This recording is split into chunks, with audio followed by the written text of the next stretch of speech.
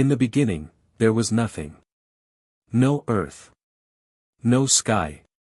No oceans. No people. Everything was empty, silent, and covered in darkness. But then, God spoke. And with just his words, everything began to change. This is the story of creation. The story of how God made the world. At the very beginning, the earth had no shape.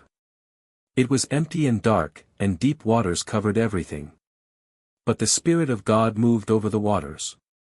Then God said, "Let there be light." And instantly, light appeared. For the first time, darkness was pushed back. God saw that the light was good, so he separated the light from the darkness. He called the light day, and the darkness night. And evening passed, and morning came. That was the first day. Imagine that moment. A universe filled with darkness, suddenly bursting with light because God spoke a single sentence. Creation had begun. On the second day, God created the sky. He separated the waters below from the waters above, creating a great space in between. That space became the sky. Now the world had order. Above was the sky. Below were the waters. And evening passed, and morning came. The second day was complete. Then God spoke again. He gathered the waters together so dry land could appear. The dry land he called earth, and the gathered waters he called seas. And God saw that it was good.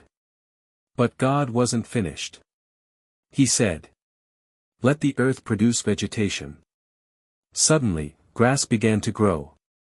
Plants sprang up from the ground. Trees appeared, filled with fruit and seeds. The once empty earth was now alive with color and beauty. And God saw that it was good. Evening passed, and morning came. That was the third day. On the fourth day, God created lights in the sky. A greater light to rule the day, the sun. And a lesser light to rule the night, the moon. Then he scattered the stars across the heavens. Think about that for a moment. Every star in the night sky, every galaxy, every shining light in the universe, created by God. These lights marked seasons, days, and years. They lit up the earth from above. And God saw that it was good. Evening passed, and morning came. The fourth day was complete. Next, God filled the world with living creatures. He created fish to swim through the oceans. Great sea creatures moved through the waters. Then birds filled the skies. Imagine the first eagle soaring through the air. The first dolphin diving into the sea. The first songs of birds echoing across the earth. Life was everywhere. And God blessed them, saying, "Be fruitful and multiply."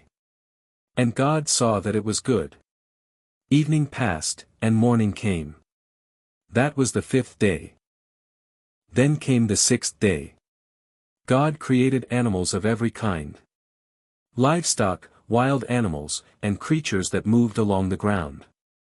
From massive elephants to tiny insects, every living creature was formed by God. And God saw that it was good.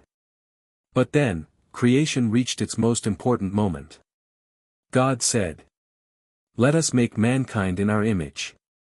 Unlike the animals, humans were created to reflect God in a special way. So God created man and woman. He blessed them and gave them responsibility over the earth and all living things. For the first time, people could walk with purpose, speak, create, love, and know their Creator. Then God looked at everything He had made. The light. The oceans. The stars. The animals. Humanity itself. And this time, the Bible says something different. God saw that it was not just good. It was very good. Evening passed, and morning came. The sixth day was complete. The story of creation is more than the story of how the world began. It reveals who God is. A God of power. who speaks worlds into existence. A God of order, who brings beauty out of chaos.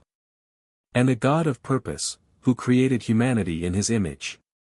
Genesis chapter 1 reminds us that creation was not an accident. Every part of the universe was designed intentionally. The skies above. The oceans below. The plants, animals, and stars. And most importantly, people. You. Me. All created with value and purpose. And it all began with these powerful words. In the beginning, God created the heavens and the earth. And that is the story of creation according to Genesis chapter 1. A story of beginnings. A story of power. And a story that continues to inspire millions of people around the world today. Until next time, peace be with you.